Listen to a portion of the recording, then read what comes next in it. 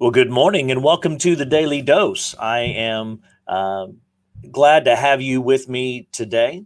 This is Tuesday, June 9th. Um, we live in a very interesting time, don't we? We live in a complicated moment where it appears that nobody can agree on anything in our world today. It seems that there's an outcry for policy changes in policing, possibly defunding policing. I know Minneapolis is very much in those moments of discussion right now, and everybody has heated opinions about all of those things. And I'm looking at I'm looking at Washington and seeing what's going on there. I'm looking at the daily second highest daily total in our own local county for COVID yesterday. We are dealing with injustices. We're dealing with racial tension. We are dealing with so many different things. And wow, it is a unique moment. It feels like a unique moment in history. I'm sure others in other generations would have said the same thing about their generation, that we're living in a unique moment in time. And yet here we are. We are called to be the light, to be the salt right now, to be in the moment with an eye toward the eternal, at the same time living in the moment in which we are. And we are not supposed to try to escape that. This is where we are. This is where God's planted us. Let us make the most of Jesus in this time. I was reading this morning, and I'll just comment a moment on this. It struck me interesting. Reading this morning in Joshua, I'm in a D group, and we have a reading plan, and this week begins in Joshua. And I was reading through the first couple of chapters of Joshua, and just for those that may not know, you've got Moses has died, Joshua has taken over. They are on the banks of the Jordan River. They are preparing to enter into the promised land. They have a brand new leader. And I'm sure everybody's nervous about what's going to happen, how this stuff is going to happen. And Joshua sends two spies to go over into the land, specifically to look at Jericho and to see what's going on there. And something very interesting happens. And let me tell you, I've always thought this was an interesting story.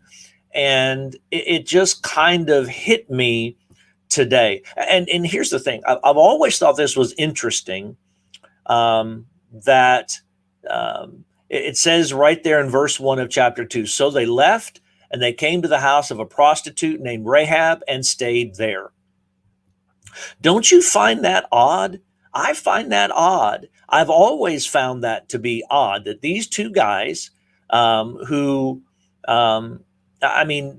they go to the house of a prostitute named Rahab. I mean, can you imagine how their image could have been sullied?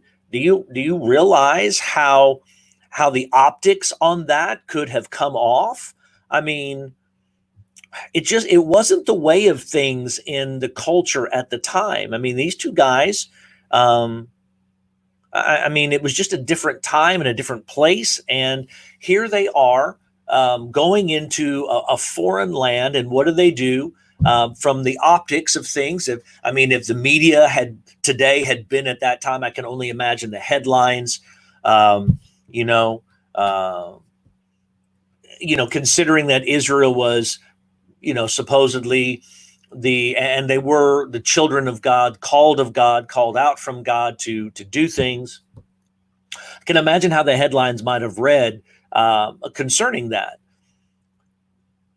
Two prophets stay at a prostitute's house, or spies in the land first stop prostitute. I mean, it just reads that way. And that has been so odd to me because, I mean, we even see, I mean, hundreds of years later, we see even still the stigma of a man that would be speaking to a woman, as Jesus would talk to the woman at the well. Not only that, but of a different nationality, and possibly and likely a different religious group, which was a heated topic at the time.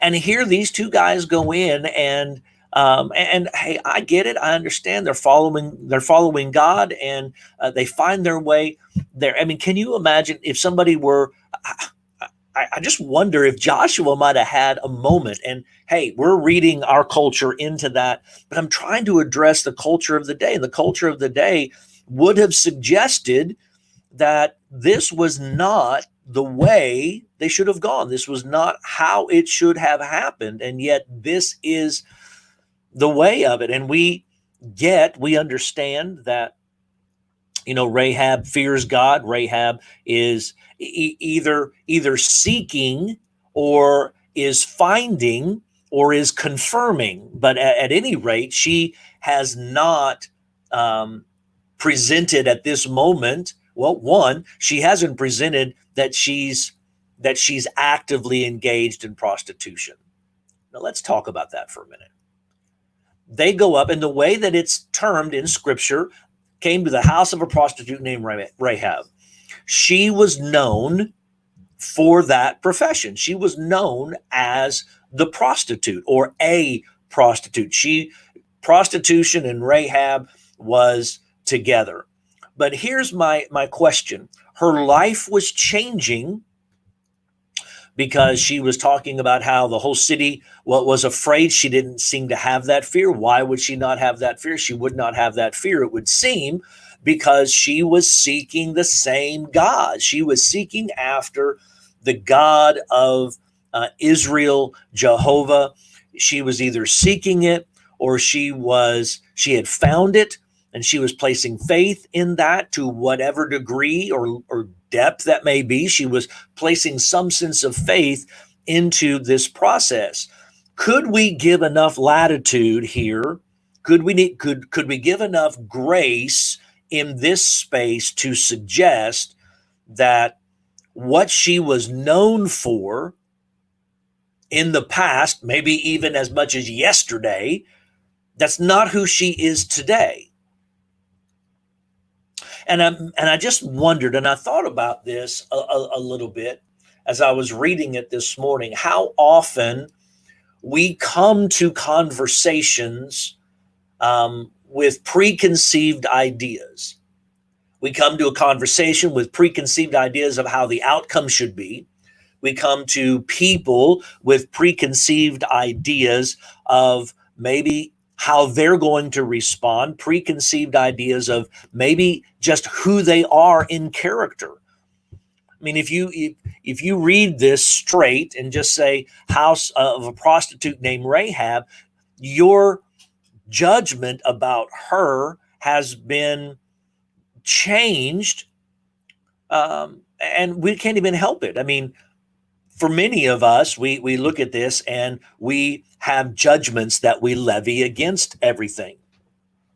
I've even had people that have judgments levied against, well, Rahab, not only was she a prostitute, but now she lied to these people. And it seems like God's blessing that. And man, that's a complicated thing that we've got to unpack. Is God actually blessing that she is lying to the government officials at the time? And wow, there's a lot of complicated things there, isn't there? But today, I want to look at this concept of how we prejudge somebody and how we prejudge them based upon what the common thought is about them.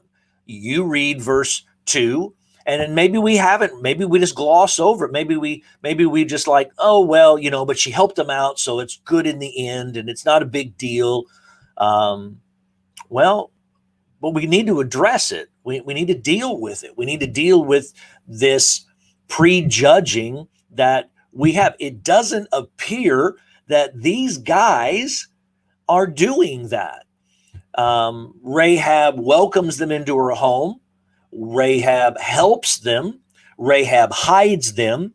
And then Rahab takes a risk and says, not only does she take a risk in hiding them and helping them, she takes a risk and says, I want to be with you guys. I want to help this. I want to follow your God. I want to be a part of what you're going on. Would you protect me when the time comes for the destruction that's going to happen? And she says, swear to me by the Lord that you'll also show kindness to my father's family because I showed kindness to you. Give me a sure sign that you will spare the lives of my father, mother, brothers, sisters, and all who belong to them, and save us from death. So these two guys make this deal. I don't know if they were given the authority to make this deal. I don't know if they had the authority to make this deal, but they gave the authority and they gave her the confirmation that she was looking for. Now, imagine what the conversation might be like when they go back to camp and they go back and they find their way back to Joshua. And Joshua says, hey guys, how'd it go? And they say, well, we found this prostitute. I mean, imagine that. And I don't know. We don't have that conversation. We don't know what that conversation is like. But because we can imagine that, and we have these preconceived ideas, we have assumptions about her, our immediate assumption in our religious nature of things, we look at her and we think less of her. Oh, well, she's a prostitute. She's probably doing all she can just to save herself, the oldest profession known to man, and, all these other things. But what if that's just how she was known, but that's not who she was anymore? Let's think about that. How many of us may have been known for something that we did in our past, but it's not who we are, but we can't seem to shake it either? Now, there lies a problem, doesn't it? Because what we see here is she's known for something, and it's likely very true. This is who she used to be. But is it who she is today? And are we giving any space to accept that there has been life change, even though she's known for one thing? She's making changes and adjustments in her life. How long before she gets released from the equivalency in there? How long before she gets released from the moniker Rahab the prostitute? How long before she becomes Rahab the protected? How long before she becomes Rahab the helper, Rahab the hider? How long does it come before Rahab the follower of God? How long before we make that change? Now, we look at Rahab and we are separated from this moment, and we look at her and say, okay, well, we see how we come back and Rahab's even listed in the lineage of Jesus. Just 4 women are mentioned in the lineage of Jesus. She's one of them. I mean, imagine that. So obviously somehow she comes into play here, doesn't she? How long before we let our judgments settle? I fear that in this day and time, with the divisions we have in our politics, the divisions we have in our news outlets, the divisions we have in our culture, the divisions that we have amongst us as people, we come to the table of discussion on any given topic, and we have prejudged those that are at the table. We've prejudged those in the conversation, or we have preconceived ideas that if it doesn't end in the way I want, I'm going to leave the table and I'm not going to discuss it. And herein lies the largest problem that we have, is that we come to discussions with these ideas and assumptions and conceptions, and it begins to close us down to hearing anything else. I am a byproduct of that. You are a byproduct of that. It is the human nature. It is the culture that we have all been raised in, that our idea is better than somebody else's idea. And part of that comes from the encouragement that we get that you can be all, do all, whatever you want. It's the American dream, and you can do all of these things and you can be all that you want to be. I mean, this is how we have been educated and we have been trained.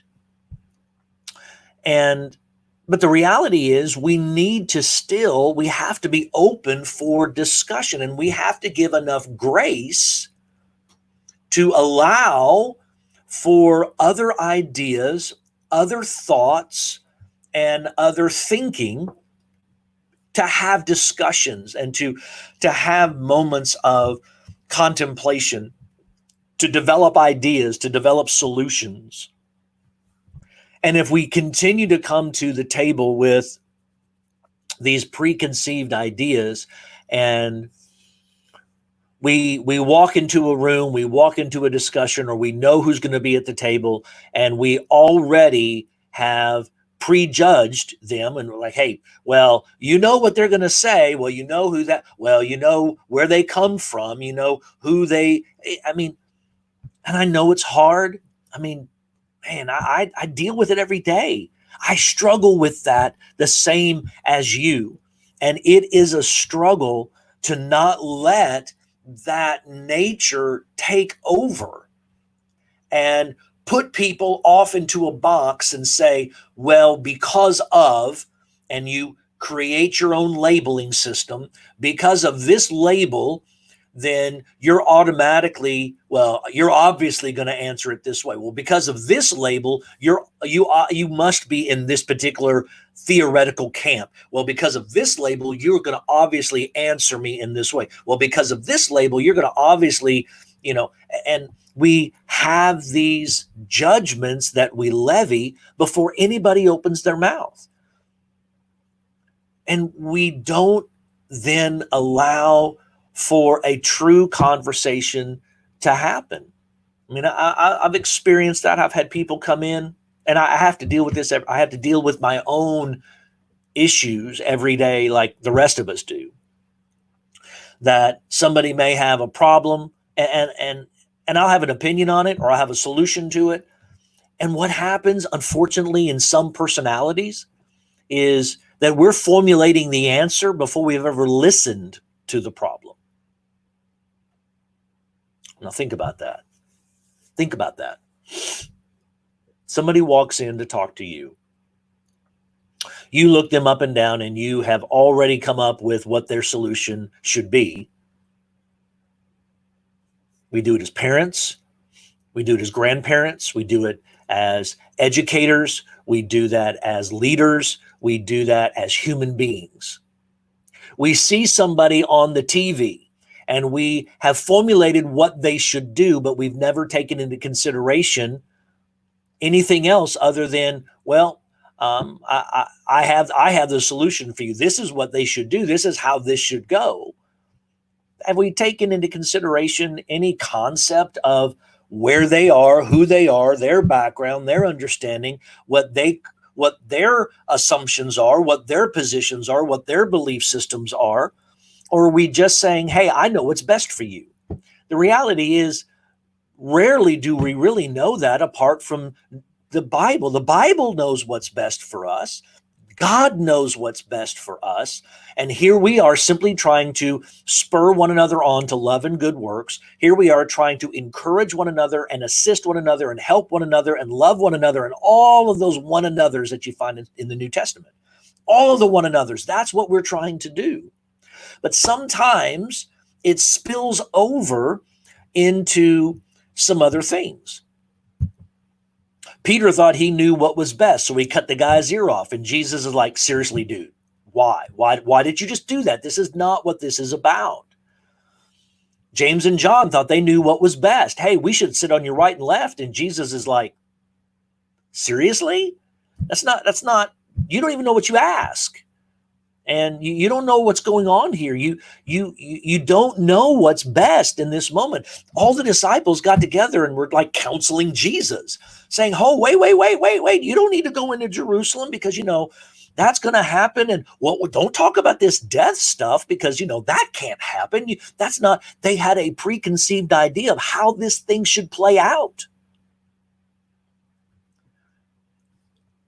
We all have a preconceived idea of how this thing, whatever this thing may be for you today, we have a preconceived idea of how this thing should play out.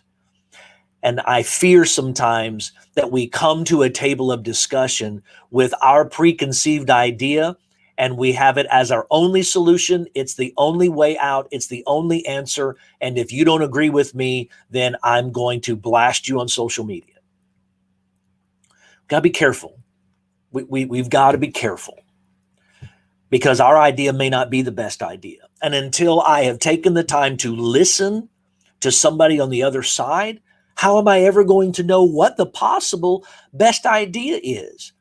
I mean, we've all been taught, and I've read and I've learned and I've taught, and there's three sides to every story, right? There's your side, there's my side, and then there's the truth somewhere in there, because we shade and we judge and we assume and we color our decisions and our assumptions in a certain way based upon our background and our growing up and our religion and our education and our moral and our ethic. And so we've got different ideas. Comes to a solution. There's, you have solution A, I have solution B, but really, so if we will pull together and we will listen to one another and we will love one another and we will work together, it's very, very common and likely that A and B is only a part of the solution. It's working together that we find another solution that often is much better than anything we came up with on our own. So I think that when we read this story about Rahab and these guys, I mean, isn't it just like guys? I mean, can you imagine? Hey, yeah, we went over to spy out the land. We found this prostitute. Wait, what? What are you guys doing over there? But they had enough space and grace to listen and to learn that maybe she wasn't the evil harlot that she used to be. Maybe she wasn't the immoral, unethical harlot prostitute that she was. Maybe she's had a life change, and we need to give space for that to happen. I think our hope for tomorrow is going to be when we learn to listen to one another and realize that the position that I have and the position that you have has been affected by the intangibles. I can't control when I was born. Gladwell talks about this in his Outliers book. I can't control where I was born. I can't control when I was born. I have no control into what family I was born. I have no control over those things. And yet there's a lot of control they do have over me across time. And so now it's up to me to allow for the compression of those things, to say, I'm not going to let it overwhelm me. I understand that the where, the whens, and the whys, and the backgrounds, and the upbringing, and the moral, and the ethic, and the religion, and the education, all of these things that I was afforded, much of which I had no control over. Now I have control over how much control are they going to have over my decision today. And I think our hope is going to be when we realize that I come to any moment with a certain set of positions, beliefs, and understandings and conceptions. And so does everybody else. And we must start listening to one another. And this all of us across the board. we've got to start learning to listen and learn that, hey, my way may not be the best way. My way may be the best way in a lot of things, but my way may not be the best way in this thing. Whatever this thing may be. Maybe it's the policing system. Maybe it's the political system that we're in. Maybe it's the economy. Maybe it's COVID. Maybe it is the racial tensions that we find in I don't know. What I'm saying is simply this. I don't believe any one of us has all of the answers. And I don't think any one group is going to have all of the answers. I think when we give enough grace and mercy and space to allow for conversations, to allow for listening and learning and realizing, I don't know your position. I don't know your background. I don't know your history. I didn't live that. So I don't know that, but I want to learn. When we all will come to this moment, we're going to find our way out, and we're going to find our way to greater unity. I mean, this is a national reality. It's a local reality. I mean, local churches are having to deal with this as we have different generations that come to moments with different backgrounds and histories. And if we don't learn to talk it out and learn from one another in a multi-generational moment, then there is no hope for us. We've got to take the lessons that we learn from this story in Scripture and begin to apply them and realize we've got to take some risks, and we have to be willing to take those risks at times. We have to be willing to learn, willing to listen, and willing to see things from a different perspective. And when we do that, we begin to experience hope, and we begin to experience peace, which are two things that our community, that our churches, and that our nation desperately needs. So let's go and give some hope and peace today. Hey, thank you all for being with me today. It is a busy day today, and as it seems like every day in COVID is a busy day. What's going on with you? How are you doing? And just thinking through all of these things today, and praying for you, thankful that you are with me this morning. A lot of things to think about. I'll be checking back on the comments and the chats and respond to you throughout the day. Thank you again for being with me this day. I'm working on a special guest. I'm hoping that this will happen this week. It may be next week, but I think it'll be enlightening for all of us and helpful for all of us. So until this one commits, I don't want to bring it up, but I'm very excited about the opportunity.